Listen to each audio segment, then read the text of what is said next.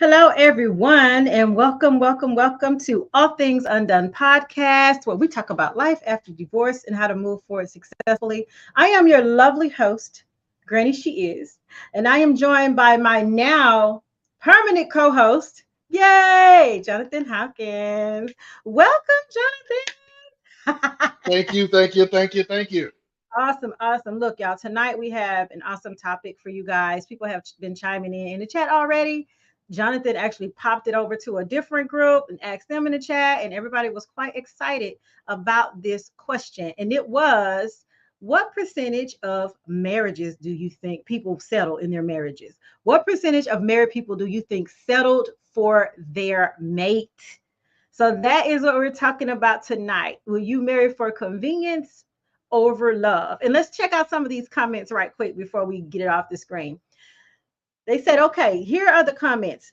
Most, 75%, most, wait, 75%, then 90%, because most of the time it's not the one you want, but it's the one you need. Wow. Sounds like 87%. medicine. Right. Sounds Sounds like like medicine. medicine. Right. Right. But here's the thing. What was that? It's good for you. It may not taste good to you, but it's good hmm for you. And then hmm you had Mary Poppins, and what she came along and said, a spoonful of sugar makes the medicine go down in the most Mm. delightful way. So that's what we're talking She's a about saleswoman. tonight. She was a Now, before we saleswoman. get, what'd you say? She was a saleswoman. She was a saleswoman. That's right. A spoonful of sugar makes the medicine go down in the most delightful way. Do y'all not remember that movie, I Mary remember Poppins? Mary Poppins. Yeah. Love Mary Poppins. Look, before we get started, a few announcements. Please like, share, comment, join in the conversation tonight because we got a lot to discuss. Um, Welcome, Jonathan. We're going to tag off all of his information too, just in case you all need any information regarding real estate, life insurance, building estates, how to get your life in order, how to get your financial life in order. We got to circle back to that show too. But tonight we are discussing settling. Would you settle? Have you settled? And I'm gonna tell you what brought this conversation on, Jonathan. And Please tell me. audience, this is what brought this conversation on. So yesterday, my oldest daughter, and I were having a conversation, and I was telling her about a friend girl that I have that has been married for close to 40 years, maybe a little bit more, but she has the type of husband that is a perpetual cheater. Like he always keeps a side piece. And she knows this because, a time or two he slipped up and had outside children Ooh, during the course of the marriage, right? And really? she's complained about it. She's complained to him about it. And she always throws it in his face how, yeah, you got that baby on me and blah, blah, blah, blah, blah. But here's the thing, he provides for her. She has a very good hmm life. She has a beautiful house. She has whatever vehicle she wants. If she doesn't want to clean her house, he pays someone to clean her house. Okay. Like, so literally, she has everything she needs. She's comfortable and she's secure. The one thing she doesn't have is a faithful spouse, but she has a hmm spouse that takes care of her. So finally, it came down to us saying, our friend group saying to her, you haven't left this man. You're still there. So you're enjoying the trappings of the life that he provides for you. Stop complaining. Stop complaining. I mean, you're not leaving him, obviously. You enjoy the security and the comfort that this life affords you. Now, did she settle? In hmm my opinion, it may have started off as love, but she most definitely settled because she's Okay. accepting a behavior that she complains about, yet she tolerates it because of the benefits that life affords her. That is what brought this conversation up. And of course, we had to find us some backup information, Okay. right? So we came up with a study that was conducted in 2013 by let me pull my resources up. Oh, Gotta pull my resources up. yeah. It was Yeah. conducted by Siemens Festival Nights. And I know Oh, not good. Siemens is the name of the company. I'm gonna say Simon, but it's spelled Siemens. Simon Festival Nights. They conducted a study, and as many as 73% of people surveyed say that they are simply making do in their relationship hmm because their true love got away. Wow. 75%. So, what do you think about that, Jonathan? That's pretty high. I know That's that's pretty what high. it You know, I'm gonna slide back to the lady who had was. had a husband that was out there sowing his wild oats. Right. Sound like our family told us an old song that we once heard. And is it's better to have a piece of man than no man Uh-huh. at all. You know. Right. So I mean, so we're gonna have to dive into family and their advice based on their experiences and what they want for you. And maybe it was good enough for Granny and them, but Mhm. not you, Granny, but Oh no, Grandma and them, yeah. right. But maybe it's not right for you. So Hmm. different That's strokes for what I'm different thinking. folks. Let's see here. I'm trying to get in it in the chat thing here. All right, so there we go. Yeah, I just lost my train of thought.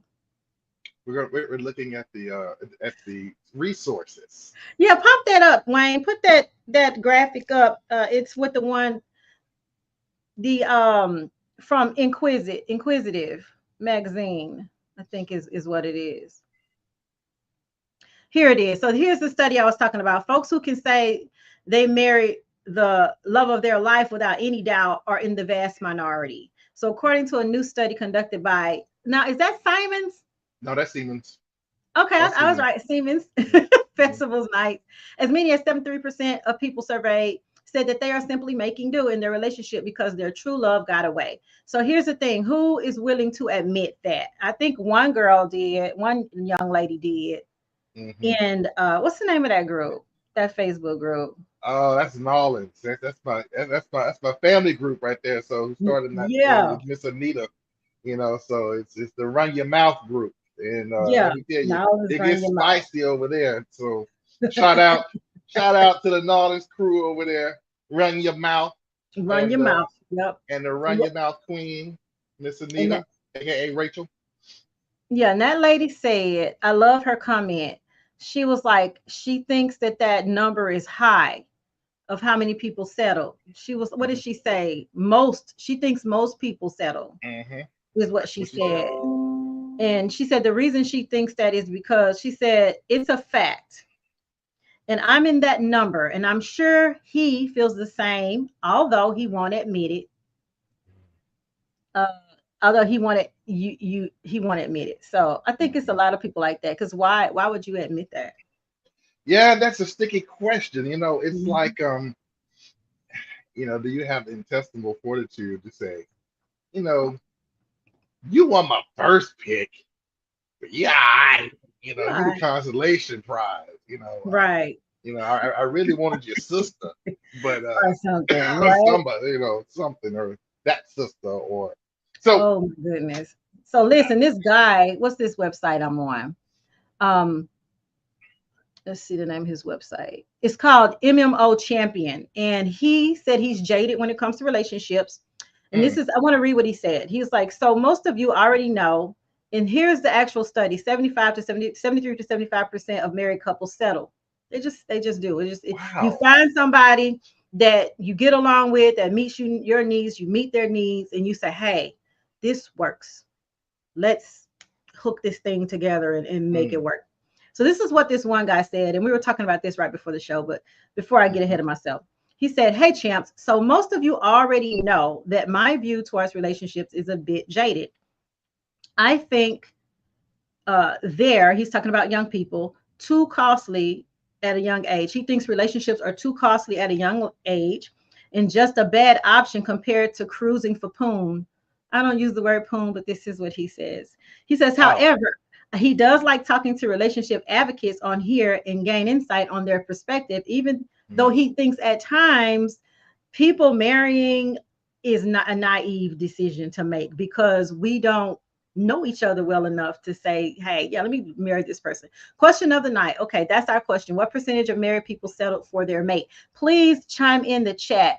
So he goes on to say, after that study, 75%, he says he rests his case. Why on earth would people just settle? Isn't the idea that you'll find someone that's right for you? Isn't that the mm. idea? He said, I Yeah. wouldn't want to be in a relationship where I'm the bronze medal. Ooh, Why would that's a anyone good else? question. That's a good question. That's a good question. That's a good question. So I'm gonna hook this a little bit further. Mm-hmm. Do you think we start out as the bronze medal, or as time goes on, we become bronze? I It's think not. it depends.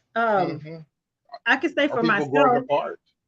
people grow apart. I definitely, mine definitely started out as love, no doubt about it. Now, here's the thing. Now that hindsight is 2020, right? Now Hindsight. that I look back on it, I grew up in what they used to call them housing development. We called it the projects. The PJs, That baby. was, I used to yeah, hang out over there with y'all. So yeah. yeah. I grew up in, it was Carver Heights. We called it the old Mhm. projects. Yep. And I lived in the old projects up until I was about 14. We moved to Union Street for a little while, and then my mama bought a Yep. house in Bricknell.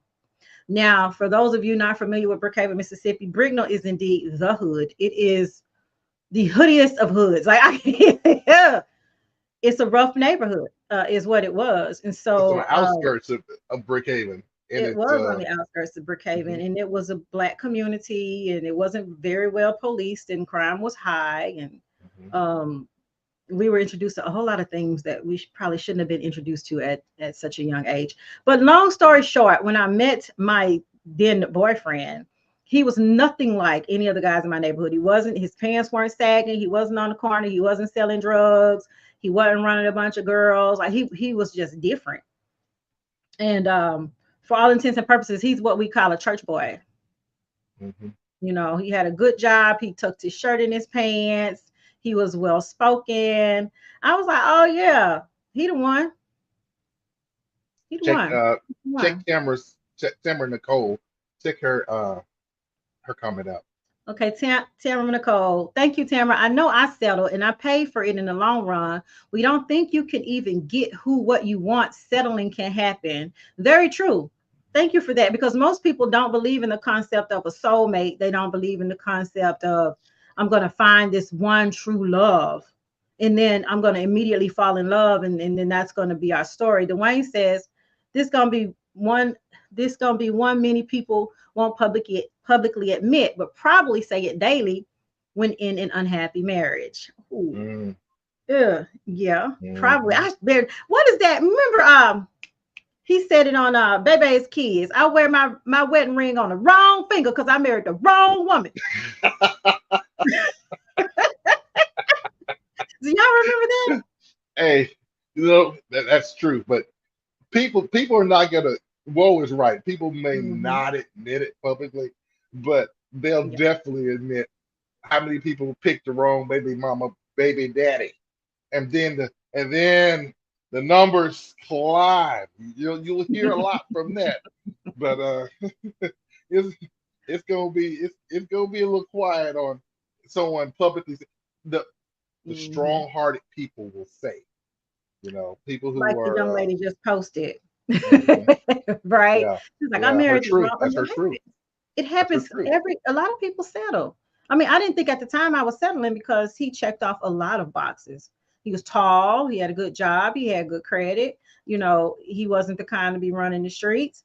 And I genuinely liked him. Was it a love at first sight thing? Absolutely not. Did he have to grow on me? Yes, he did. But looking at the options I had at the time, he was a gold medal, you know. And so that's what I based it on. But here's the thing, I was so young, I didn't have enough lived experience to see what else was out there. All I had was what I grew up with, and then this guy. Hmm. Like that's the Hmm. limit of my options. And then because we didn't have social media, we were relegated to our demographic, Mm. So right? I'm gonna hit you with this one. Uh-huh. You're right, because see, you were in a place and you were ready to grow. I need a cigarette. Hell, Love it. have you one? Uh, so yeah, usually the Yeah, ones who right say there. it publicly, I've gotten out of that bad marriage, are on the way out. Tell you. Mhm, So there are possibly a percentage of mhm, people who get into relationships when they're already maybe at their mental lowest, maybe depression, and that person becomes sort of a drug for them for a while. It's mhm, a way to feel good. Mm. until it's not. Ooh. And then you realize, you wake up, realize, damn, I got hit with the okey doke. Oh my goodness. Are But we hitting are we hitting on codependency, the drug of America? I think so. I Let's think talk so. about it. I think that's, and we grew up on codependency. So Hmm. I can even remember being in high school where it was unpopular to not have a boyfriend. Now I Hmm. know it's shallow and that's a long way back, but we kind of carry that mentality into adulthood too. Oh That yeah, I must have somebody. It, like you said, our grandparents and parents said it's better to have a piece of a man piece than of no me. man at all. It's better to Hmm. have a piece of woman than no woman at all. Now, Hmm. of course, Right. we've grown and we know that. You know what? Let me work on me. Let me be by myself because a piece of man just ain't going. It's just it won't do for me. But yeah, it's the codependency. I think that's Right. why a lot of people settle is because they're getting something. They're getting a need met. That's right. It doesn't necessarily mean you love that person, but y'all get along. It's cool enough. I had this conversation with my professor back when I was getting my bachelor's degree, and he said over time in a marriage, over time you settle and it becomes you're together because of the economy. First of all, let's Mm-hmm. be honest. Mm-hmm. Sometimes it does take both of you together, bringing in this income together to live the lifestyle that you want. And even if you're not at the height of romanticism in your marriage and in your life, you settle, you love that person, you do. But at the end of the day, we check off these boxes for each other because I can take care of you in X, Y, and Z way, and you could take care of me. Tamara, okay, I did that. Married with low self esteem and over 400 pounds. As I lost weight, I saw him change under the expectation I was changing. The reality, I did change, but it showed me I was an easy mark for him. Meanwhile, I was happy to be chosen. Oh my goodness, I love this. You see what happened here? Her self-esteem was Mm-hmm. low. She was 400 pounds. And when she started to lose weight, her attitude began to change because guess what? She was feeling much better about herself, not just Mm-hmm. physically. Working Mm-hmm. out, it does something chemically Mm-hmm. in your mind. It just really Mm-hmm. makes you feel confident. It makes you feel sure about yourself. You can Those think endorphins, those are called endorphins. right. And you Hmm. feel so amazing and you love yourself. And the changes you see in the mirror when you're losing weight and getting toned. I just ran across Google did that thing, Google Pics, where they say, look at you over the years. And I Hmm. started my fitness journey in 2015. 2015, 2016, 2017. The changes in my body, amazing. Now, COVID hit in 2019, so I have literally dropped some of that toned body. But I'm like, oh my goodness, I could see in the progression of those pictures, I was feeling amazing about me. Hmm. Okay. So that changes the dynamic of your relationship when it is based in codependency because when your needs start changing for yourself, of course, naturally you're going to move different with your partner because now you're pouring into yourself a little bit more and a little less into them. It doesn't mean you love them any less. And if you both were balanced, interdependent, it wouldn't be a threat, right?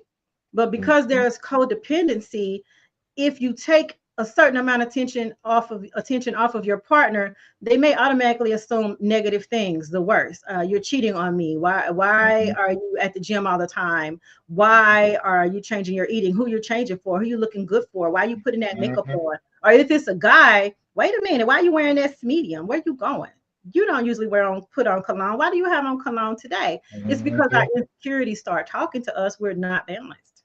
We're out of sync with one another. It's Codependent. manipulation too. It's I have you the way I want you, Mhm. and I don't want anyone else to see you differently Right. because you're right. It's the fear of loss. Oh wow, he said those very things. You know how I know? Because I lived it. Hold on. I had to Watch adjust out my now. chair. Okay, I had to adjust my chair. I was sitting a little bit too low. But you go through that because your partner Mhm. doesn't understand that you're not changing as a way to get away from them. You're trying to become better for yourself. So in turn, you could be a better partner for your person. But I had to learn. and it's so heartbreaking. Sometimes your partner is really comfortable where they are, and they Yep. expect you to remain just as comfortable in that same space. We're all allowed to grow, but in codependency, growth is not allowed because you are threatening the stability of what we have now. Mm-hmm. So, when you change it up, you get to switching it up. They say, you switched up on me. No, I didn't. I was becoming a better version of me because that's what growth is. That's what happens Yep. when you grow. You got to grow Yep. beyond codependency. We don't even realize we're being codependent one of the other to each other because it's so normal. Mm. It's just ingrained in our lives. Now, um, for the couples who are in love, and we see those couples, we've seen those couples before, and they have really mastered that balance in their relationship, right? They've mastered the balance, they've mastered the communication, and it's not always roses for them, but they manage to work it out. Um, so I'm going to switch gears for just a minute, unless you had Okay. something to add to that. Uh, I, Go ahead. I it's so much I want to say when it comes to that. It's growth is, well, I heard this from an old man a long time ago. He said, um, if you were in the woods and you were thirsty and you saw stagnant water, would you drink it? I was like, probably not. He said, no. He said, it's full of bacteria and everything. There's no life in Hmm. stagnant water. Hmm. Water has to be moving. That's what life is. It's about growth. So when you're stagnant, you're dying.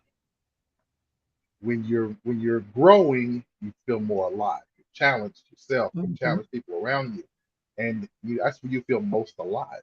And I really took that into meaning. And I can't believe that that old man told me something good that I actually kept in my heart of hearts all these years, and he was right. He was Yeah, that's a right. life lesson. Think about it. Standing water stinks.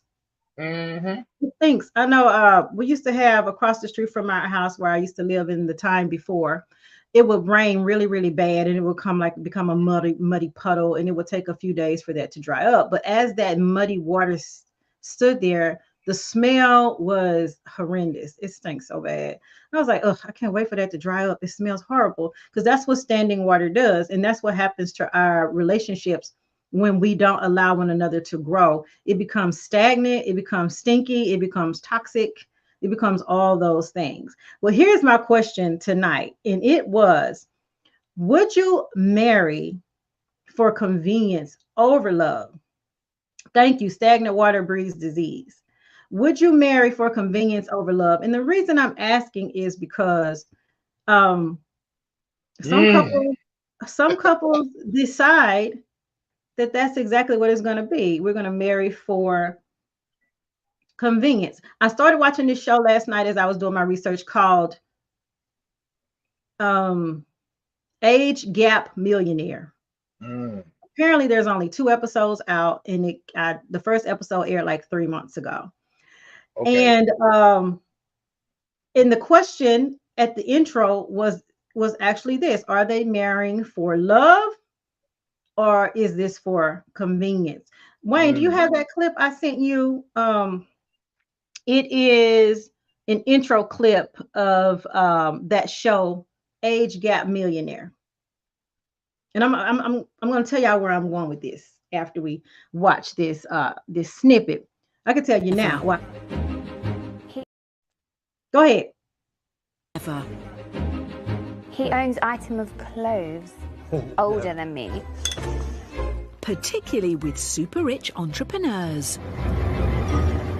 I went from being not exactly cash poor, but to having 1.5 billion. I had 5 Ferraris. I used to have one for the summer and one for the winter. But age-defying romance when you're a multi-millionaire has its highs and its lows. I quit. She's supposed to be the gold digger. the stereotypical young girl with the old man. I have plenty of small bags, baby, but I don't have an overnight bag. In this programme, we meet the super rich couples who are decades apart, each facing their own obstacles. Being a dad again at 61 is challenging. And the millionaire who is still searching for her toy boy, Mr. Right. Oh, he looks cute. I am concerned sometimes that they're after my money rather than my body. The question is, does money or love conquer all? For richer, for poorer. For richer or richer. Y'all, I stayed up to midnight watching. It's only two episodes out for this. Wow. But here's the thing. Would you, if in this hypothetical, if money was on the table in the case of these people, would you marry for convenience if you knew all your needs were going to be taken care of? They were going to be met. You're going to be taken care of. You have nothing to worry about money-wise. Would you consider it? Would I marry Oprah? Let's see. You would marry Gail. Oprah. You would marry Gail? No. No, there's no price tag on it. You don't think? I'd rather go get it. I'd rather go get it in life than have it handed to me. Well, here's the thing. That's just me, though. Other folks may feel different. I like the thrill, the challenge of cheating. Right. There's no better drug for me. Okay. Yeah. That's my drug of choice. I think all the couples in this particular episode were looking for love, except for, okay, no, thank you, except for the woman. The woman in the clip, had you asked me years ago, I would have said I would marry for convenience. Now I'm going to say, damn, Skippy, let me get Tyler Perry. Right? Yolanda Freeman said no, she would not marry for convenience. Now, the woman, I'm saying young lady, the woman in that particular episode who said, oh, that he looks like he'd be a nice boy toy.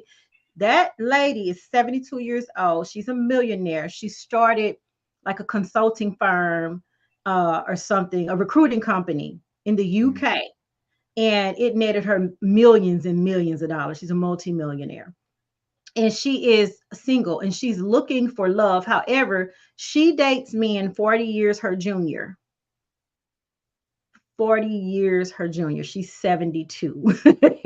So she keeps herself up. She says she doesn't do plastic surgery, but she does all the natural things to, try to be as youthful as possible. And she's not necessarily, she said love would be nice, but if she could find a companion, because she already knows it's not going to be a lot of young men because they don't have enough lived experience to be on her level financially.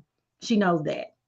So she's willing to settle for a younger guy. Somebody in their 30s, right? Somebody in their 30s. Somebody that's in their 30s that's willing to commit to her. They don't get that old with a heart attack. What you say? They gonna give that old woman a heart attack. Let me tell you something. It would have to be like a Christian Grey kind of setup for me. Like we'd have to sign the contract and I'd have to know like right up front what it is, what it's not, what we're doing, and all of that. Now, if I get to the point where I'm that rich and my heart becomes that cold, I will be that bitch writing that contract out for that person. And he will have to sign an NDA and it will disclose what he can and cannot have in said relationship. So I'm not going to say that marrying for convenience is off the table for me. All right. So Tamara says, I'm admittedly still jaded from my own marriage. So I guess I'm operating under, let me get him invested in my business and pay off some bills. But seriously, I really want to be loved properly, deeply, and adored. My hustle is such that I will be set financially on my own. I love that. I resonate with that. I would really want to be loved properly, deeply, and adored, right? Completely. Mm-hmm. And Corey Bryce, hey Corey, he adds, love is the most powerful force in the universe. It is. It's the highest vibration on earth. And if you put love out, you're going to receive that. If you give love, that is what you're going to get back. And oh my goodness, what's that old hymn? Press down, shaking together. Press down, shaking together, and runneth over. That's what love affords you. That's what it will bring back to you. So that's what you have to continue to put out into the universe. This one particular guy, and I didn't catch a clip of him. His name is Sir Benjamin. He is a multimillionaire somewhere in the UK. and he's 70 something years old, and he's never had an heir, and he's never been married. But he had his sperm frozen, and he's now looking for a wife. He has stipulations. She must be in her 30s. She must be in her 30s, able to bear children. He wants 2 male heirs. He's frozen his sperm already. And he has the money to, I guess, to separate out to make sure it's a boy that he gets. He has some stipulations too. His thing is, although I'm a multimillionaire, I need a woman who is financially stable to enter into this investment with me. He literally called it that, an investment. Okay, yeah, it is so much we could discuss on this, because what about coming out up front and saying, this is what I want? And if you're cool with what I want and you're down with it, maybe it can develop into something. But at this point, this man needs an heir, because he said, of course, he knows he doesn't have a lot of years left, and he wants to leave his estate to his children, of which he didn't have any. So he went to one of those what they call $1 million matchmakers. Oh, wow. He went to $1 million matchmaker, a millionaire matchmaker, to start matching him to these women. And because of the amount of money that man has, I'm sure he's not going to have a problem finding someone to birth him a child. Oh, he's going to have a plethora of people, because, love language for a lot of, I'm going to get banged over the head for this. So when it comes to women, one of the love languages for a woman is security. Right. So being taken care of, especially in society. So that's what money does. And so even though people may not click on other terms, a woman will settle for being taken care of financially, because that is one of her love languages. When you got money like that for a long, they treat people.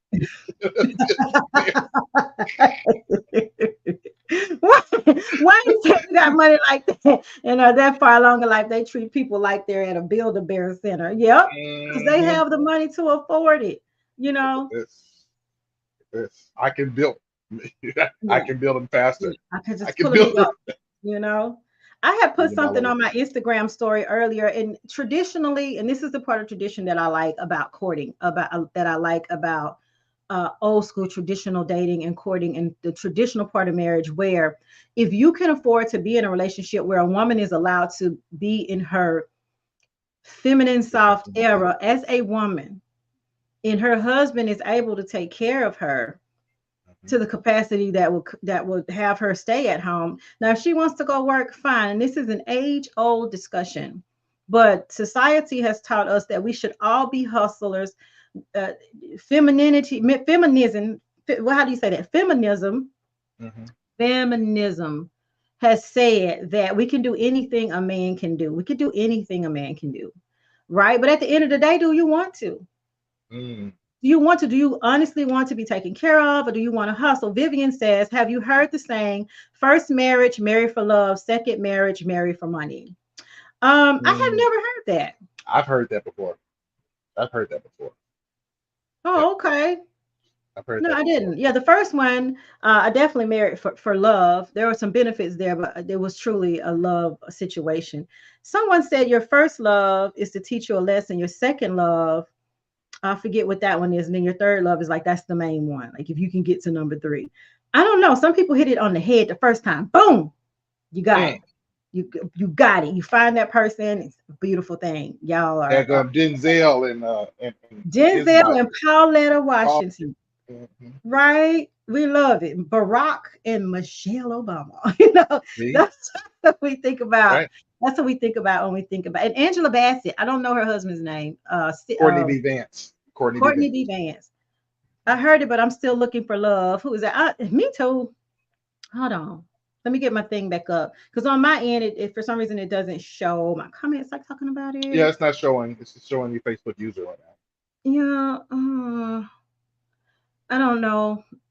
I'm sorry. I don't know who said it, but I agree for that. I think it's love. Okay, Tamara, I can, and I am very much my best boyfriend, but I'm ready to be spoiled, adored, admired, able to be soft and relaxed. My second marriage will be first. Could you explain your second marriage will be first? Like, elaborate on that. Like, what do you mean by that? And so while she's typing, I agree with that. I want to be able to be soft. I do. I want to be taken care of. I'd be lying if I said I didn't as a woman. I'm not one of those women that say, I don't need a man. Right. Let me tell you something. The other day, I was trying to get a plate out the top cabinet in my kitchen. I am 5'2". Ooh, exactly. You want a little bitty something. I know, and I could not couldn't find my step Fun ladder for size. nothing in the world. Oh yeah, it's time for break. Let me tell this, and we're gonna go to break.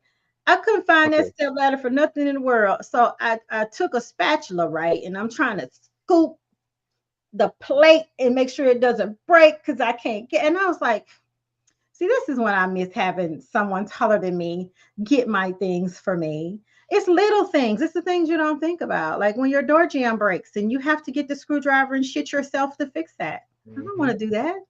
I want You're my man to 5'2". do it. I get a do-over. The first marriage doesn't count. Hell, no mercy. New mercy. Get a do-over, Tamara. Get a do-over.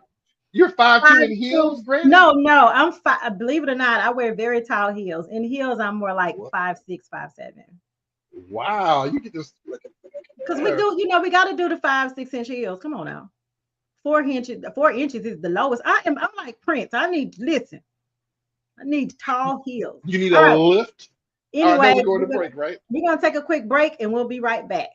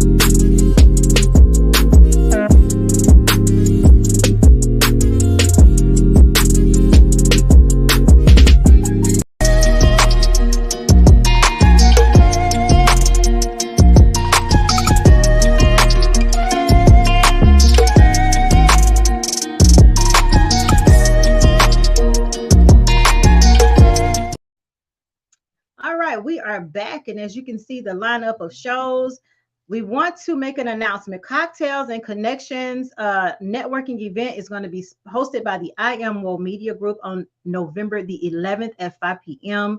The links to get your tickets, the tickets are $5. It will be on the I Am Woe Media Group page. We'll also post it to All Things Undone and anywhere else where you see all of the shows lined up for the I Am Woe Media Group. We are also on BWNC Radio. We feature one show a day at 10 a.m. Eastern Standard Time on BWNC Radio. It is Black with No Chasers Radio. Make sure you download the app. It is free and it is Black owned. Please let us support one another. That event is going to be in Atlanta, Georgia. Right. Wakanda forever. Y'all better support. Forever. Yeah. Wakanda forever. Okay, cool beans. So I was reading a text message. I'm so sorry. I thought that was Wayne trying to talk to me. Back to the discussion at hand. Would you marry for convenience or over love? Most people are seeming like they're going to marry for love because, again, as Corey said, love is the highest that we could give. That is the highest frequency to vibrate on. And that's one of our mottos here. That's our motto here. Walk in love with God, self, and others. Like that's the whole of it. That's the whole of it, to pour love into yourself and pour love into others. You can't go wrong. That's how I live my life. I get up every morning and set my intention to be absolutely amazing, to walk in love. Is it easy? Not all the time. Not all the time. I was saying earlier, God forgive me, how most people are idiots. Anyway, Right. back to most people are freaking idiots. God darn IT 10Ts, ID 10Ts. All right, so back to it. We do want to play a game because then we're going to probably transition to another topic. But here's the game we want to play. We're going to show you some pictures. Please participate on whatever platform you're watching us on. YouTube, I Am World Media Group, All Things Undone, Facebook group. This is the game we're going to play. We're going to show you a picture of a couple, a celebrity couple. And we want you all to let us know if you think they married for convenience or for love. Some are going to be dead giveaways and going to be so obvious. But we got a couple of tricky ones in here too. Okay. Oh, I can't wait. I can't wait. We got a couple tricky Let's ones go. in here too. So let us get started. Wayne, who was our first couple? Drum roll. Put that up first. Drum roll, please. It doesn't matter who you put up first. We're gonna go with first. Oh, okay. Oh, you got them all up. All Okay. together. So Okay. listen, we're gonna start with the couple up top, Anna Nicole Smith and J. Howard Marshall, both deceased now. So for this couple, Anna Nicole Smith and J. Howard Marshall, do you all think they married for love or was it convenience? Maybe Anna was in love with his money. Yeah, because he looked very happy. Anna was love. Okay, she said Anna was love. I think Anna on convenience. Yeah, I think it was convenience. I think Jay Howard was absolutely infatuated with her. Mhm. I think he absolutely lusted her. I watched that trial when his son took her to court to sue her for senior citizen abuse or coercion or manipulation or something he tried to sue her for. And he clearly said he saw her in a strip club. He fell in love with her. He fell in lust with her, but it doesn't matter. He was 89 years old and that's what he wanted. She even said that he would have her dress up like a baby. She liked that. He liked that. She would talk to him like a baby. It wasn't too much the man could do. So she did what he wanted. And she said that he was so sweet. Sharonda Roberts said, now you know.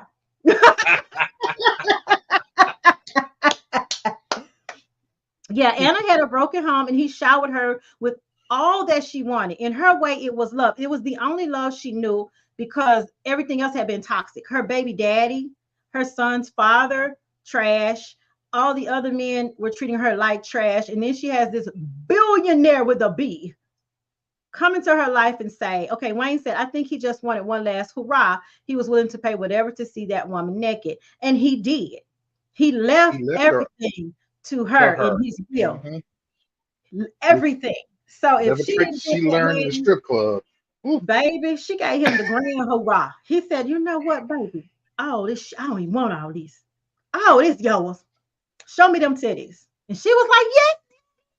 And she shows. Now, unfortunately for her, All natural. Yeah. In the words of I'm Sharonda, sorry. in the words of Sharonda, now you Now know. you know.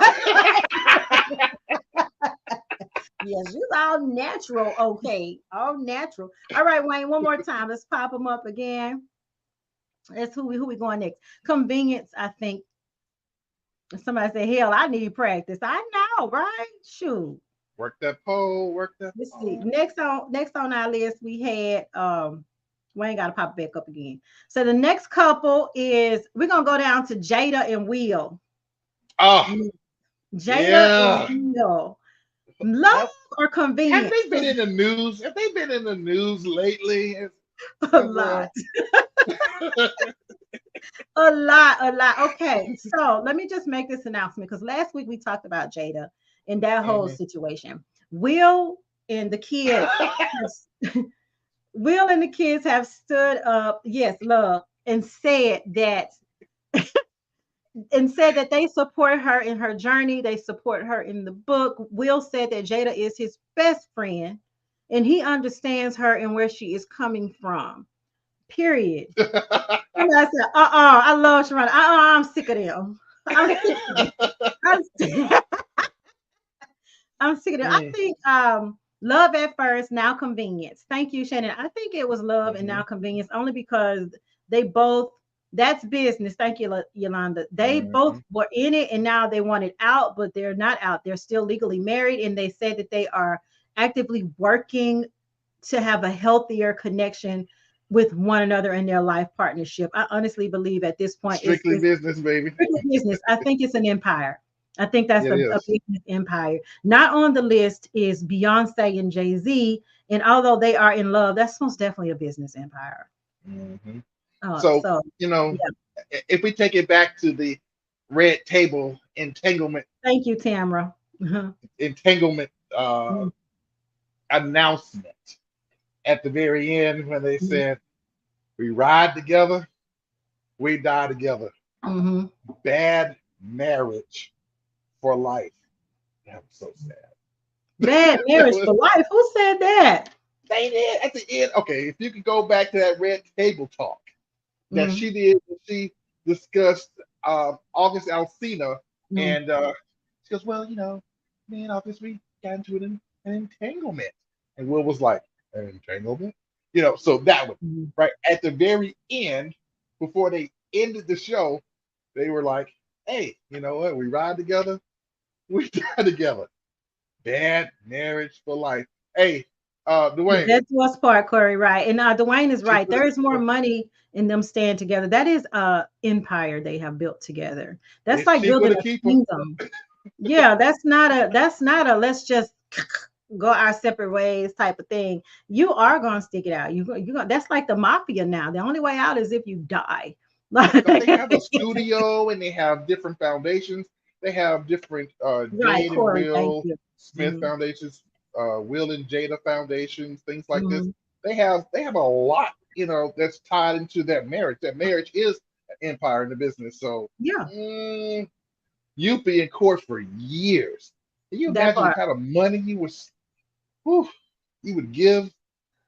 No, I think they just need to stick it on out. Hell, shit, you've been together this long, stick it on out. And here's the thing: people have been ragging Jada for having an entanglement with August Alsina, which honestly they should let that go. I could see if the lady had like repeated affairs over and over again. Everybody should be allowed some room for grace. growth.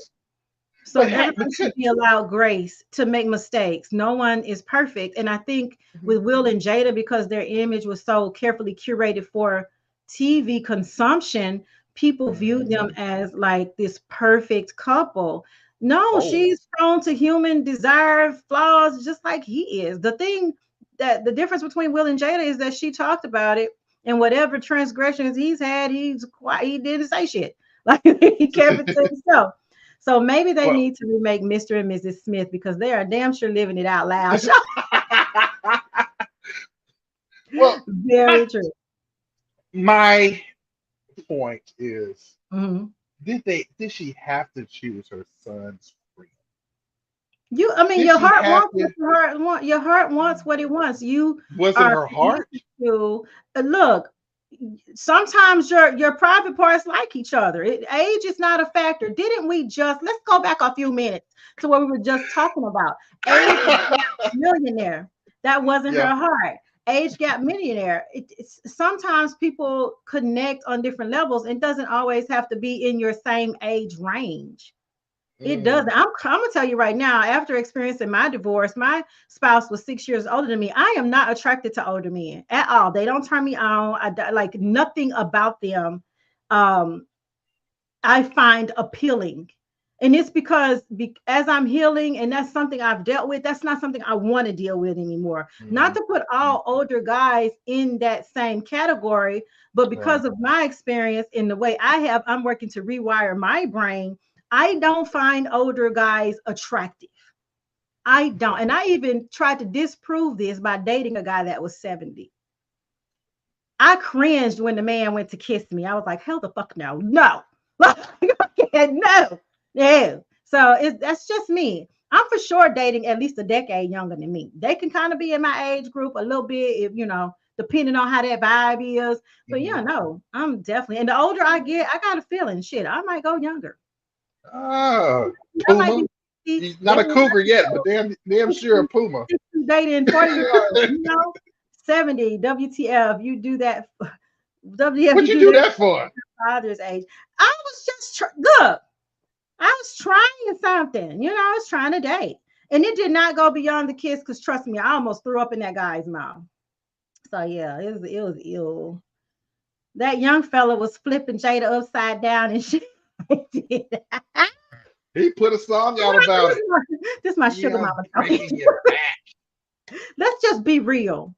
I love older men. My daughter's dad is 11 years older than I am. And it's beautiful. I mean, like older men in the case of like the guy that I was telling y'all about, Sir Big Man that wants to marry. Look at this right here. I know. This is sex appeal right here. That is wisdom, right? Like the man said, he said, for older men, the man that wants to have the babies, right? With the 30-something, he's 72. He said he's going to lavish her with whatever she wants. I got a crush on Ray Parker Jr. Not Ghostbusters. Yeah, Ghostbusters. Not Ghostbusters. Not There's Something Strange in the Neighborhood. Yeah. Oh my God. Who you gonna call? Ghostbusters. Yeah. That's cool. Who else got crushes on older men? I used to have a crush on Denzel Washington. Mm-hmm. You and about 20 million other black women. Right. I'm gonna tell you, Mo Better Blues did it for me, and that's gonna be the next couple we talk about. Felicia Rashad. Very true.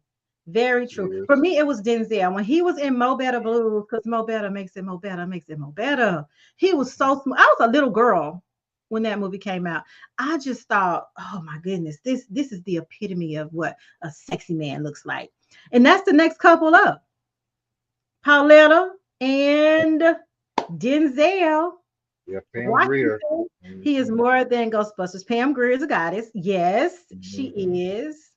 So what do y'all think? I know for sure this one's hands down. This is easy. This is giveaway. Pauletta and Denzel Washington. They married for love. He was just recently bragging on her and thanking her for his life. He was like, this is the reason why I'm alive. This is my reason. My wife, Pauletta, and he even talked about her being so forgiving. And I'm pretty sure he was the same for her, but that's just a stomp down good woman, that Miss Pauletta. Yep. I think she put her career on hold to help him with his career, because I think she was a bigger star when they got together.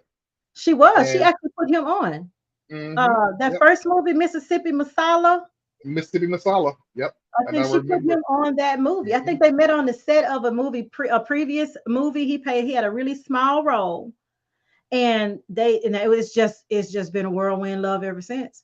I love it. Yeah, that was definitely love for sure. Everybody hands down, and I love that couple. All love. Yes, it is. Next up, who we got? Public perception says it is real love. They have done everything the right way, and they have. And he's made darn sure that his family was presented in that way. His children, the whole nine. That's what I'm. Yeah, right, Yolanda. That's what I'm looking for. Where my Denzel in real life? Where my Denzel? That's who we looking for. Who we got next? Prince William and Kate Middleton. Oh, excuse me for snoring. That right there is optics. That's optics. That's definitely optics. Where's Pippa? So what y'all think? Prince William and Kate Middleton. Revenge. I really don't. Okay, that's what I'm okay. I think that's optics too. I think that was very much so crafted, carefully crafted. Yeah.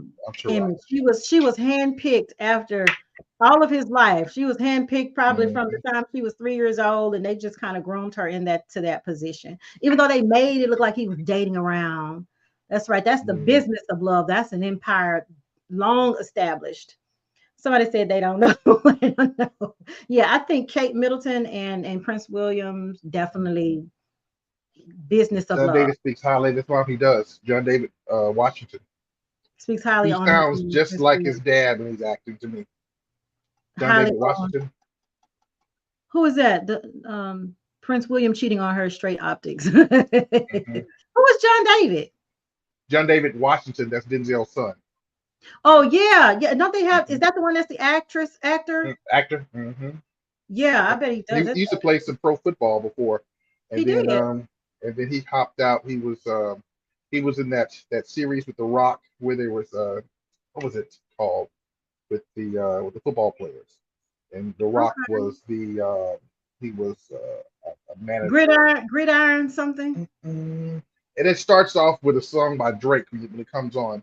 Drake and Lil Wayne. Gridiron Gang. That's it. No. That's not it.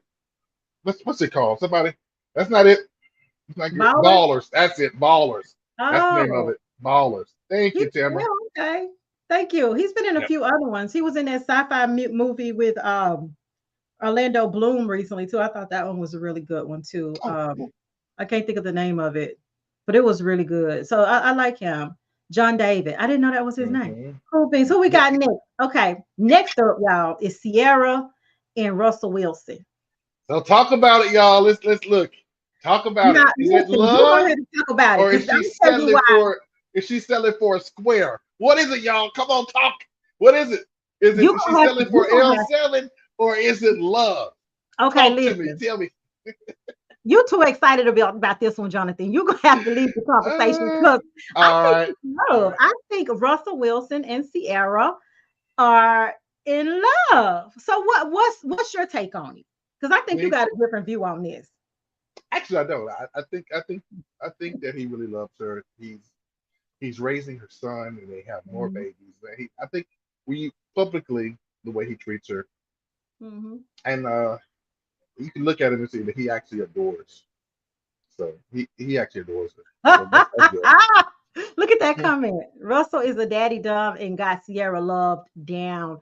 All right, listen, y'all. Let's talk about daddy dumb for a minute because we don't hype this enough. Let me tell y'all. What is Daddy Dom? What is that? That's Okay, new to so me. it goes Explain that, into ladies. it goes into the whole theory of masochism, where you have a dominant and you have a submissive in the relationship. So if he's daddy dumb, he's the one that's the dominant in a relationship. Okay, got it. Like he, will love her down as the submissive. Let me tell y'all what made 50 Shades of Grey so goddamn popular when it came out. That was the entire underlying theme of that movie. He was a dominant, and he was looking for a submissive, and he chose Annabelle to be his submissive. And what made it even sweeter was that she was a virgin and she was naive and she didn't know shit. So she signed this crazy ass contract with this man, and he had this red room. And I think too that, even though Russell, he looks so sweet, I think he got some dumb in him, something going on. She on baby number 4. Okay. They get it in. You can't be a dumb and be soft as baby poop on the football field. You know what? I'm not going to touch this man's football career. We're going to save that for Underground Sports King. Y'all can check that show out.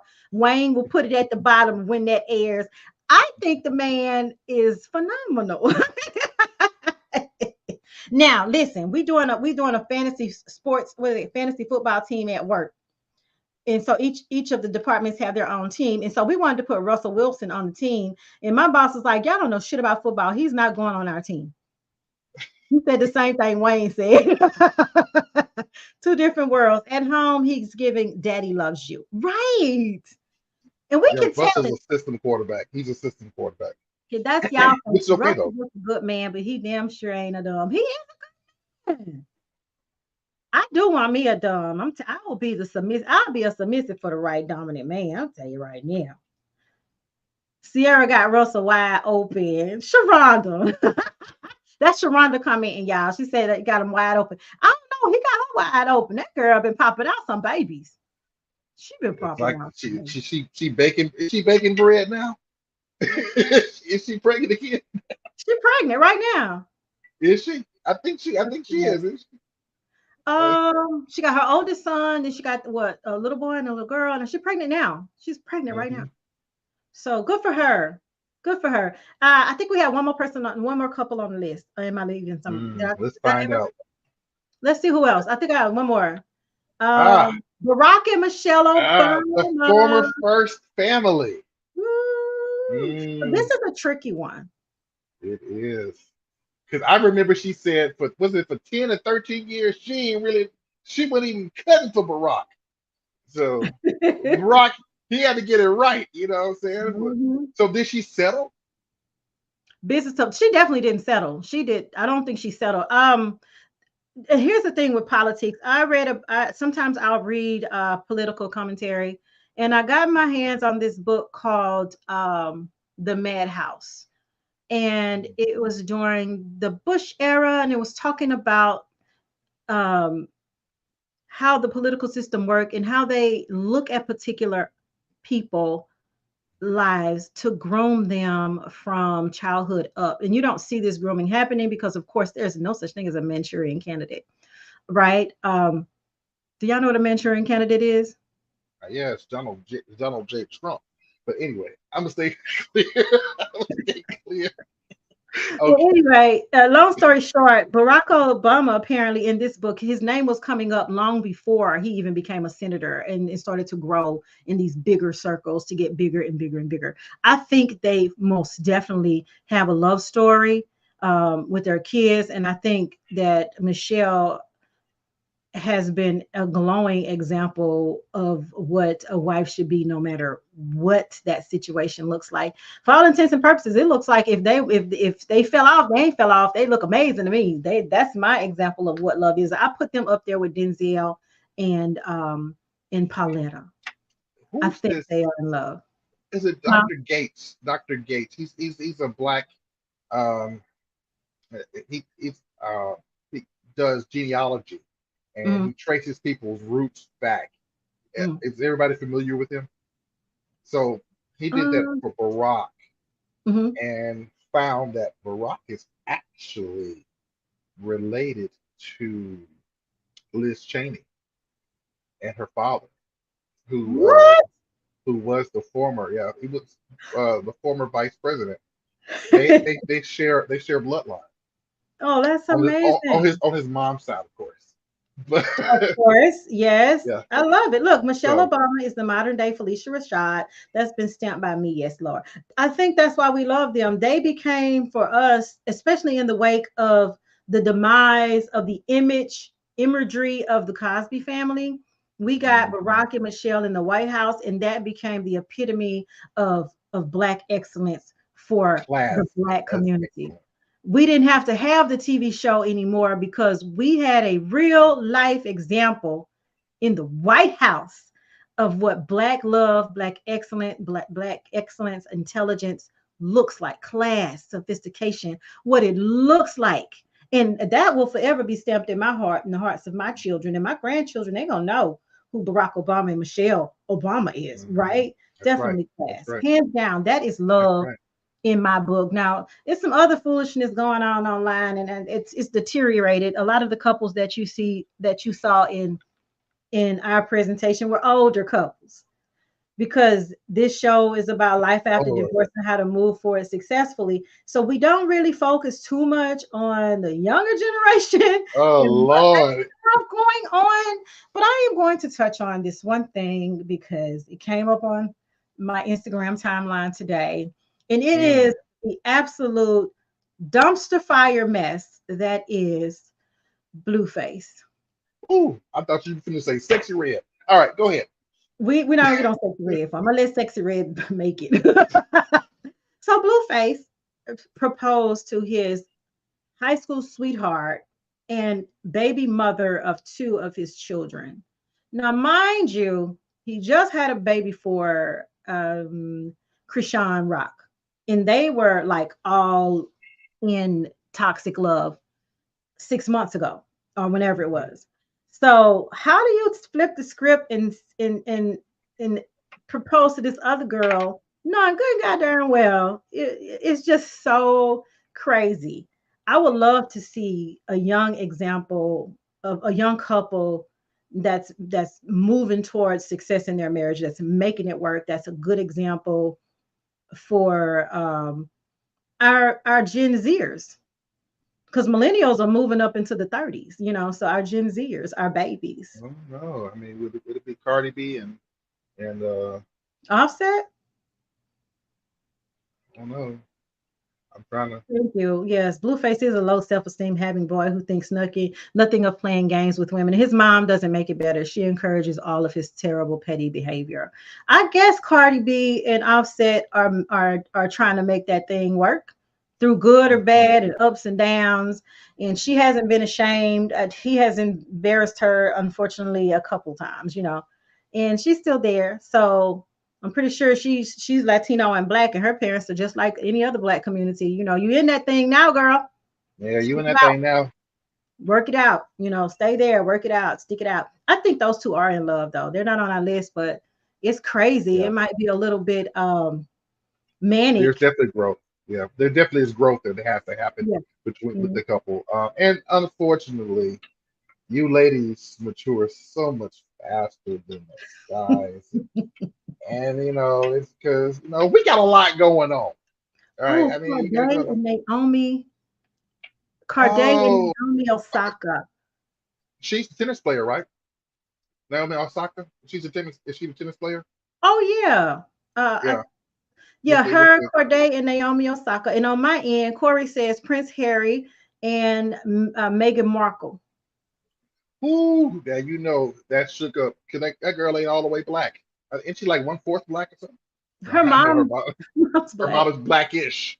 Her mom's a high yellow Black lady. Blackish.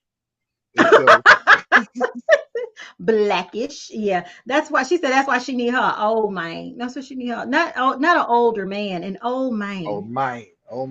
That's my old man right there. What up, man?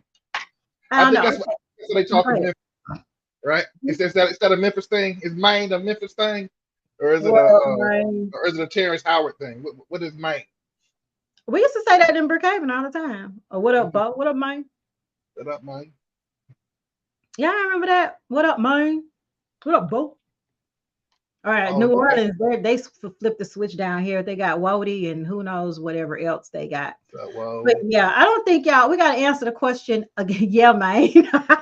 we got to ask the question again. One person answered this, but now that a few more people have joined, we're going to ask it again. Now, Terrence Howard owns it more now. He does. He branded that thing, didn't he? Oh my goodness, Terrence Howard branded Maine. Megan's mom is Black. Locks and those. Yeah, she is Black. She's a high yellow Black woman, but she's Black. Mm-hmm. And she was a single mother too. I just love the fact that they broke up that stereotype. I just love the fact that Harry was like, no, I'm gonna marry her. I don't care what y'all say. Period. And they excommunicated his butt too. They did. That's okay. They figured out between the two of them how to still make money. Hey, you're still royalty. I don't care if they kicked you out the family. You still as royal as you will ever be. So I like old redheaded Harry. I like the what is he? A ginger. He's a ginger. All right. So we have an adjacent topic that we're going to touch on right quick. Since we have time, and I think unless you all have something else to add to this conversation, I'm pretty sure we could have gone deeper with it. But I just wanted to know, like, y'all's opinion on Sharonda crazy. Should we continue down this path, or should we take a small detour? We're gonna let y'all, put it in the chat what y'all want to do. Okay. Harry saw how the machine did Diana. Oh, and on my end, Harry living his best life. Yeah. He is. Let me tell y'all. I don't care. What we say that we can keep is this. What did Tupac say? The blacker the berry, the sweeter the juice. I say the darker the skin, the deeper the roots. What? He knew what he was doing. He know. But go back. This is the best juice right here. You see all this loveliness. This is the best. I'm glad you brought that up because in the beginning of that song, he dedicates that song to his little nephew Elijah and a young girl named Corinne. That's Jada's middle name. We know. Thank you, God's greatest creation is a Black man. I'm not even touching no more with that. I'm not even going there. Go and drop the pen on that. Drop the mic. Yeah, I'm exhausted talking about Will and Jada. Let's take us out. It's time for everybody to get out their business. It's time for us to get out the group chat on that one. It's time for us to just get all the way out of the group chat. All right, so we did have an adjacent question topic, and it was what was your question? It was from Johnathan, so I'm gonna let him take it. It's moving past fatherhood hurts to be a great dad. So what does that mean? What does fatherhood hurt? Mm. So I was taking this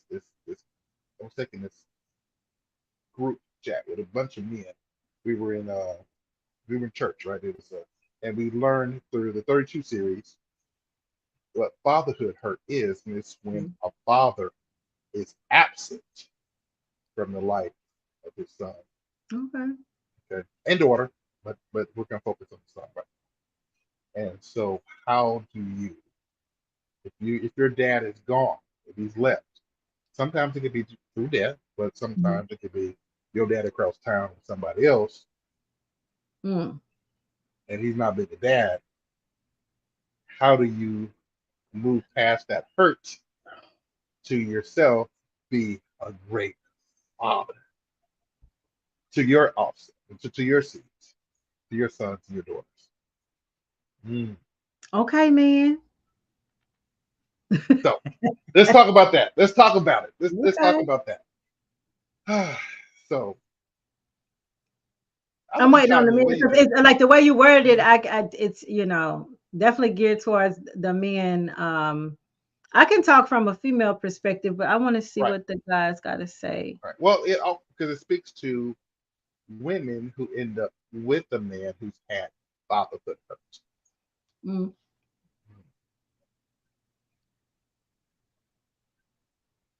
Oh no, I guess everybody's thinking on that one. I will point this out. That was kind of deep. I know it was kind of deep. That was very deep. That's one of those thought-provoking ones. And here's the thing. Again, I was on Instagram, because sometimes I'm on Instagram, but I don't have nothing to do at work. And Monique said that she calls her husband father, daddy. No, she calls her husband daddy because he's still raising her. Because he's raising her. Yeah, because her dad checked out when she was young. Her dad checked out when she was young, and so she calls her husband daddy because he's raising her. Now, my dad was in my life for the most part of my life, even when my mom and dad separated. I don't have that. I don't have that desire to call the man I'm sleeping with, my spouse, my husband, daddy. I've never had an inkling to call a man that I'm sexual with daddy. I think it's perverted. But I think it does go into the absence of a father not having that. From a female perspective, from a male's perspective, Johnathan, you're going to have to share your story with us. Okay. So from my perspective, it's having, you have a father that is not there. And so for a lot of, and I can resonate with this because there were certain things that I thought that other young men were learning from their dads that I wasn't, that they were they were getting some special male knowledge from their dad that I wasn't. And so it materializes in different ways as far as how to move, how to cope with that. And sometimes it shows up in various ways for men throughout their life. And it could be hypersexuality. You know what? Because that's what it means to be a man. I have to have all these women. Okay. Because that's what a man does. Okay. Or I'm working all the time. I'm a workaholic, and I'm unbalanced. I'm not giving love to my wife, my spouse, my kids, because only thing for a man to do that shows I'm a man is I provide. Once I provide for you, shut up. I've done my job. You guys figure the rest of it out, right? And then sometimes it's drinking, sometimes it's drugs, and it's a myriad ways. Sometimes it's a collaboration of all those things. So when a young man is in fatherhood hurt, and they're learning now to put the pieces together, in order to now look, I got to do better for my kids, my grandkids, than what I have. So how do you move past that? So let me ask you a question. Well, before I ask that, let's read this. My father was and is definitely present in my life, but I knew men who have had to experience this. You learn what not to do from the absent father. You also father the way your male examples raised you. Thank you, Wayne. I 100% agree with that. And I have a question for the both of you, especially for those like you, Johnathan, who had to move past the fatherhood hurts. It seems like, from observation from me with these men, just seeing different ones throughout life raise their children, how they interact, it seems like they are emotionally unavailable by default. You know what I mean? It's like you said, you provide, you come into the family, you provide for the family, you work your ass off, and then you feel like, okay, I've done my part. And then at the end of the day, when you're ready to get lovey-dovey, you feel like your wife may be saying that's not enough because she wants you to emotionally pour into you. Now, you all are healed. You probably moved past this, but a lot of men are not. And they don't know how to bridge that gap to be vulnerable with their partner because they have not healed from that past fatherhood hurt, or people telling them as a child, you're now, I cannot stand when people say this to young boys when the father is absent from the home. You are the man of the house. These are like 8-year-olds, 7-year-olds, 6-year-olds. Right. You're the man of the house now because there's not a man here. No, he's a boy. Yep.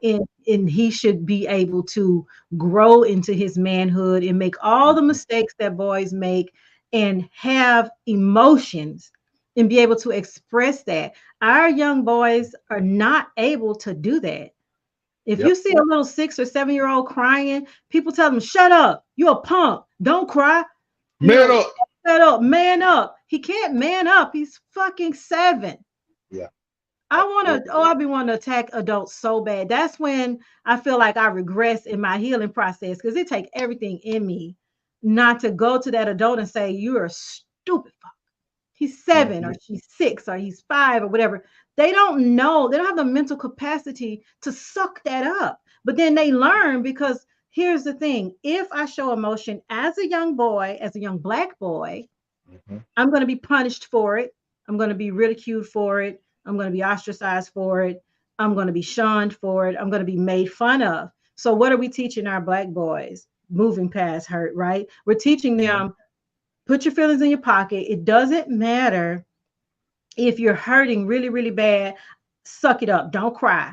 You might lose a parent as a child. I know it's boys and girls who lose parents as children. They tell the little boys, be strong. Don't cry.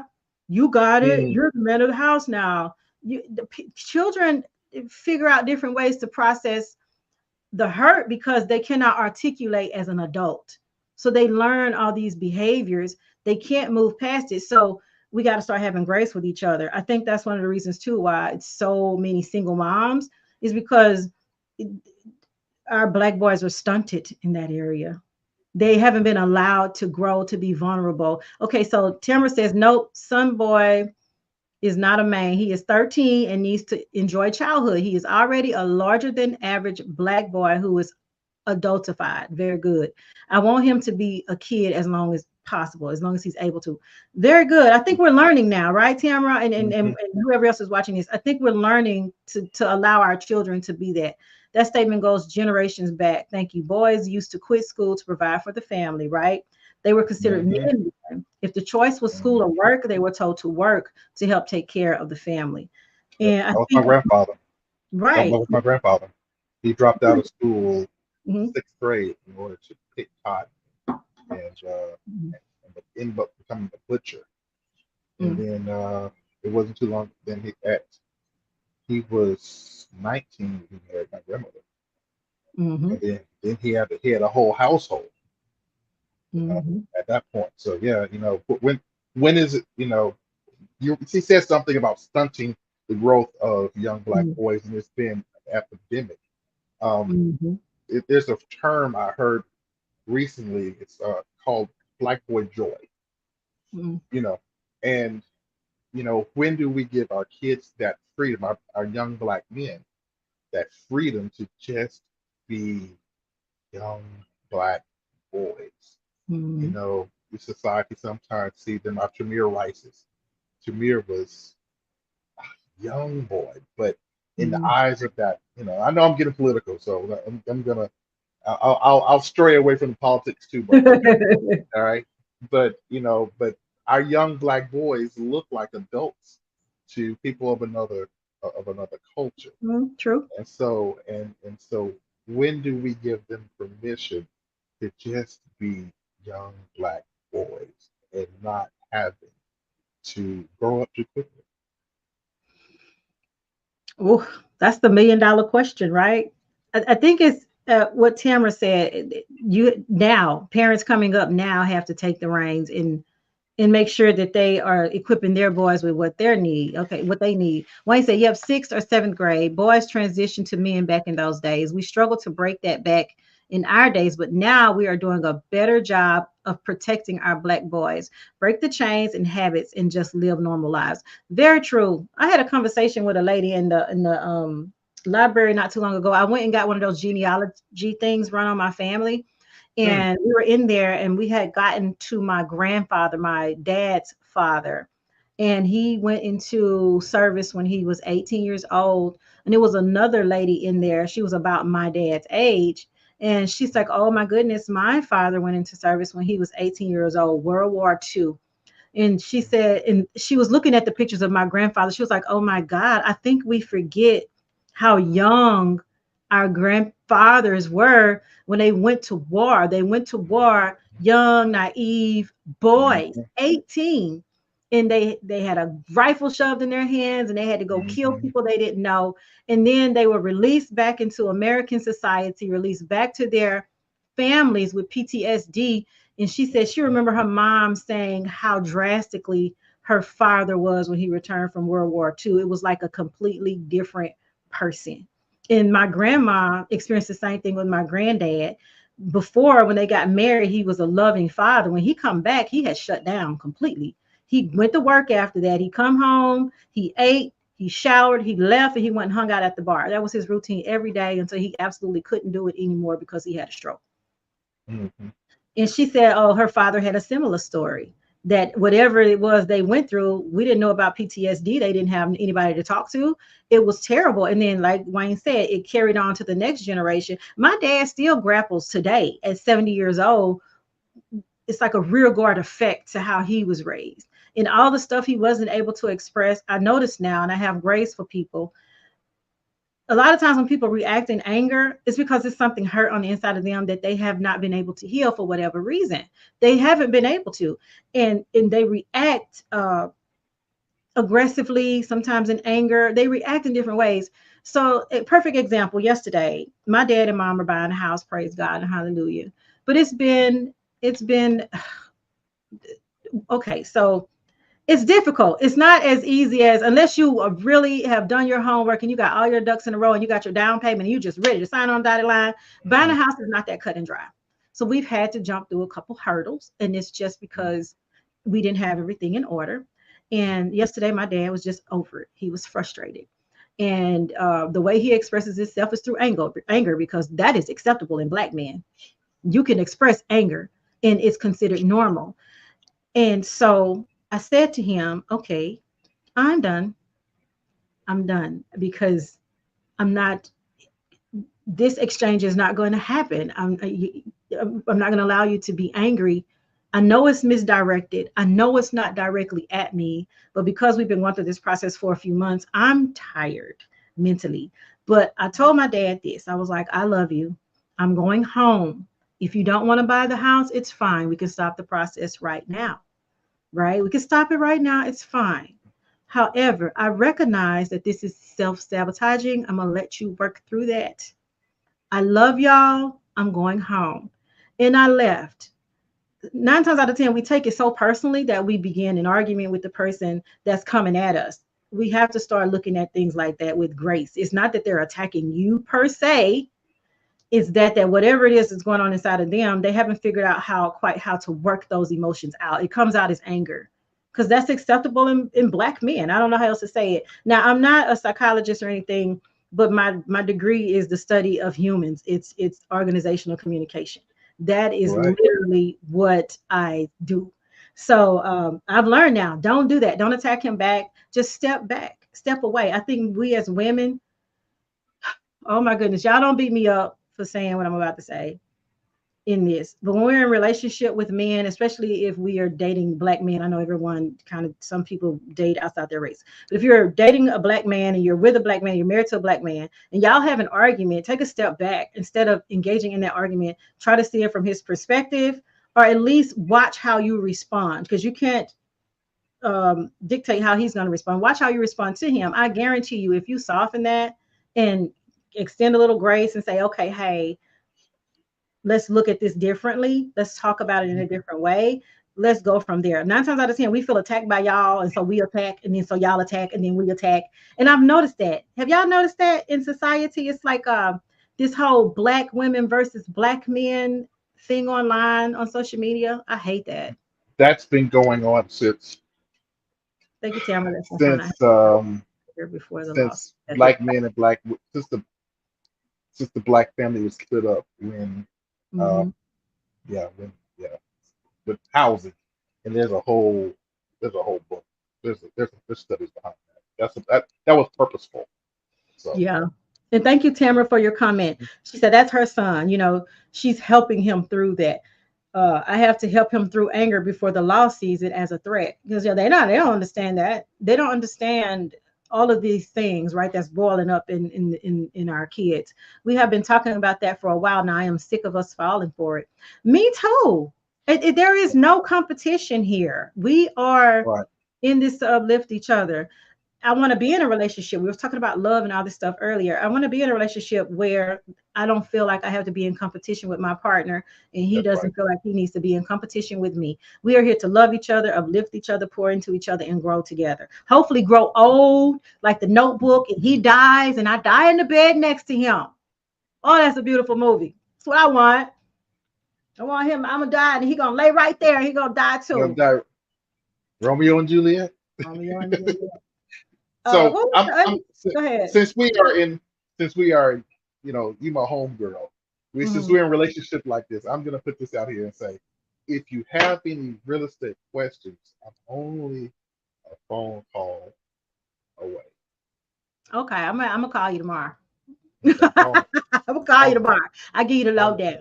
I give you the skinny. So Wayne says we need each other. We need to learn to understand each other. We need to learn that it is okay to depend on each other. That's right. Codependency and depending on each other, 2 different things. Because we could be individuals and be interdependent in the same relationship with one another.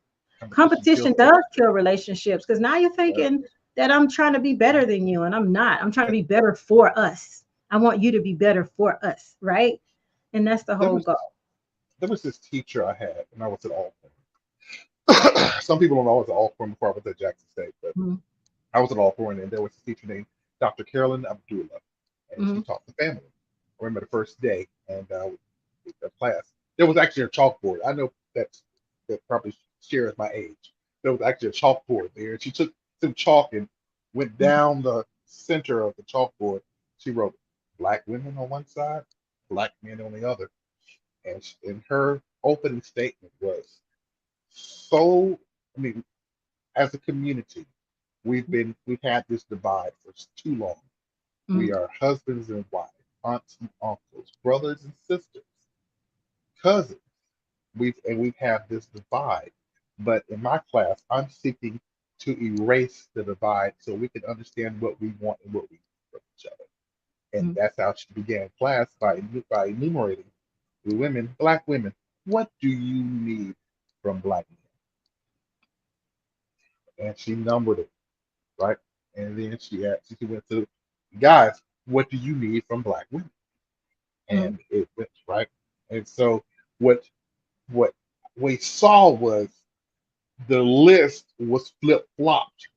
What was important to black men, she gotta look a certain way, she gotta cook like mama, she gotta do this, that, and more security was at the bottom. For black women, security was at the foremost top. And everything else mirrored down, and then looks was kind of toward the bottom, which is interesting, right? And the list was flip-flopped. So knowing this, being able to know what a black woman wants from us, it helps black men understand how to relate to a black woman and vice versa. So the more we have these discussions on your platform, I think the more that we can understand what we need from each other so we can erase that divide. Very true. I agree. Hey, we might have to do that. We might have to make that an activity Yeah. on another show. We have to make that an activity. But yeah, I agree with that. Tamara put a comment. We need healthy dialogue. Very true. She put and not toxic dialogue.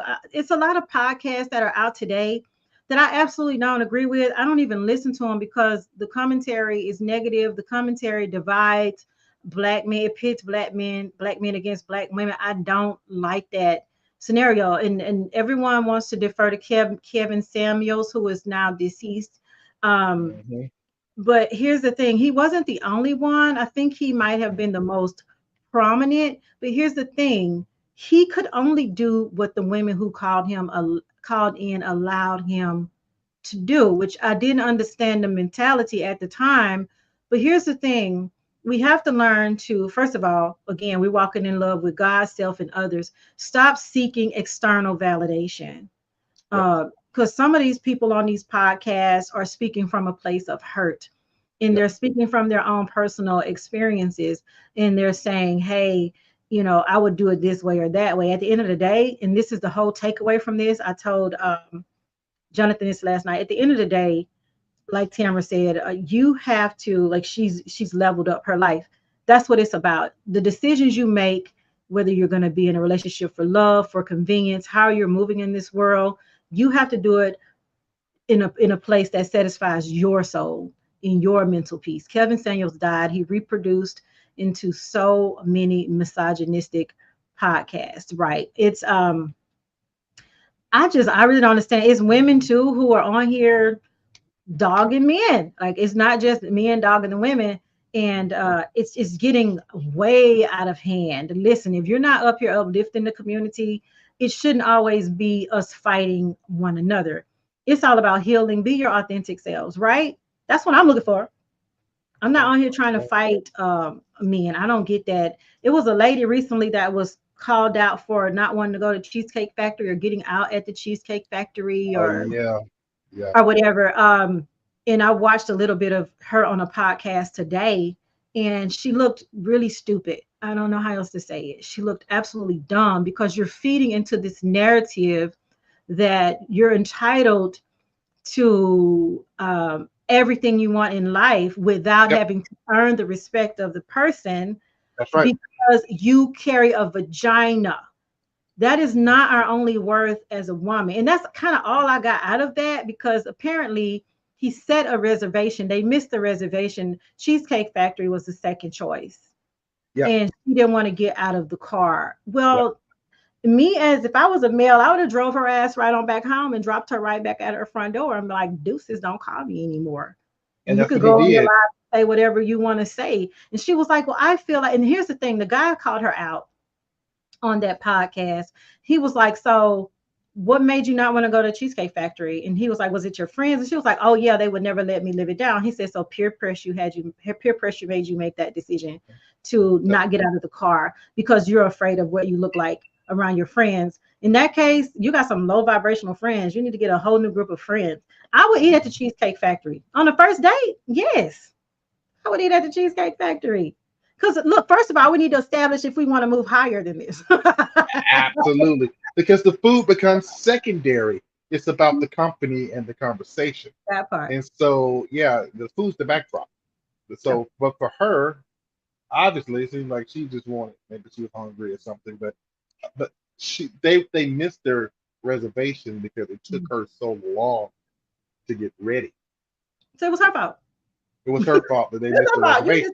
You missed a good dinner because it was your fault. Right. And so then he was like, well, since we'll just go to Cheesecake Factory because it's right here. And she was like, I'm not doing it.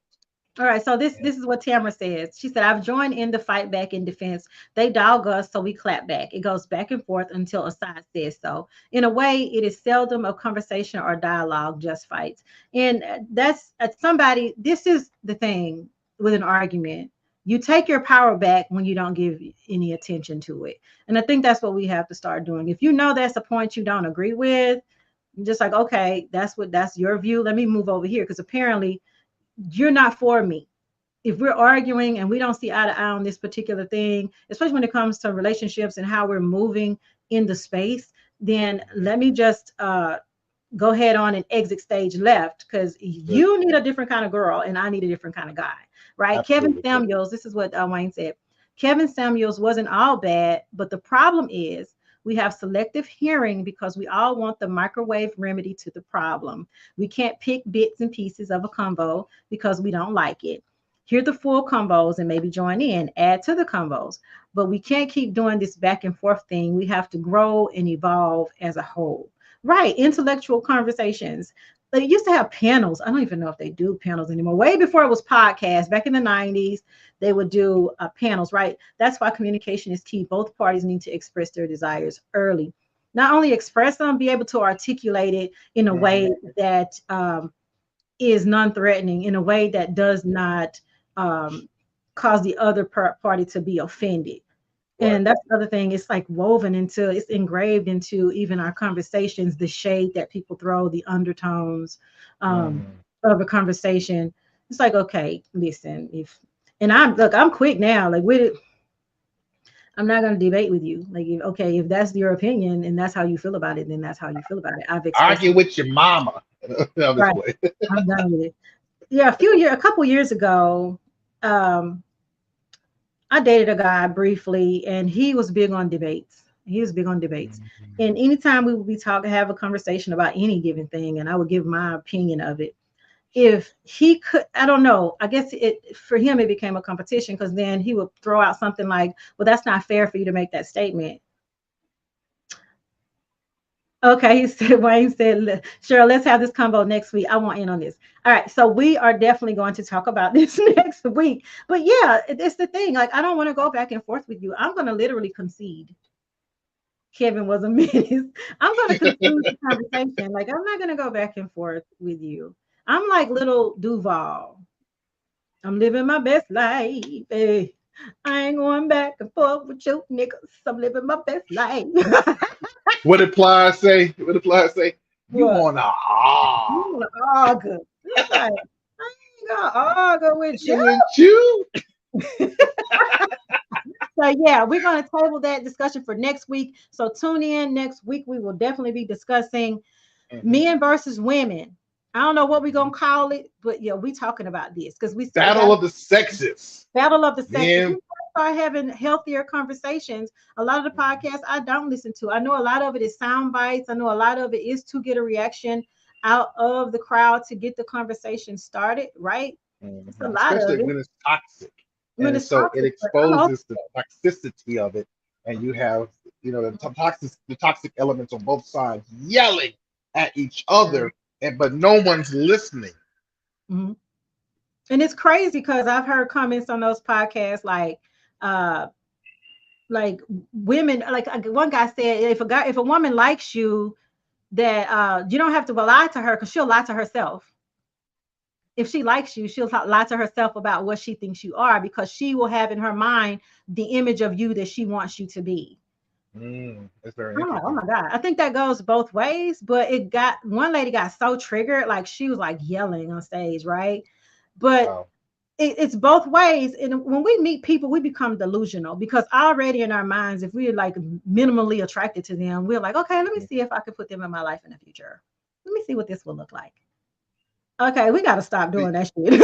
Right. Well, you have to realize too that a lot of people in their dysfunction, when they leave a relationship, okay, but boy, look at Tamara.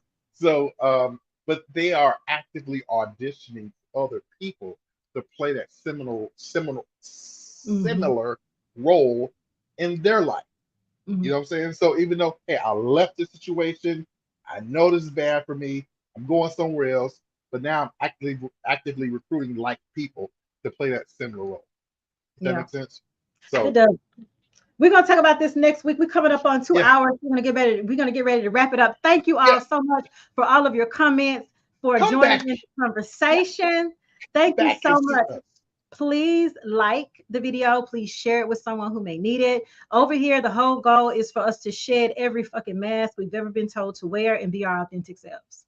Okay? Walk in love with And God. do it in love. And do it in love. Do it in love. That's what it's all about. Please catch us on BWNC Radio. This show will air tomorrow at 10 a.m. Download the app. It is free. Catch all of the other lineups for I Am Well Media Group.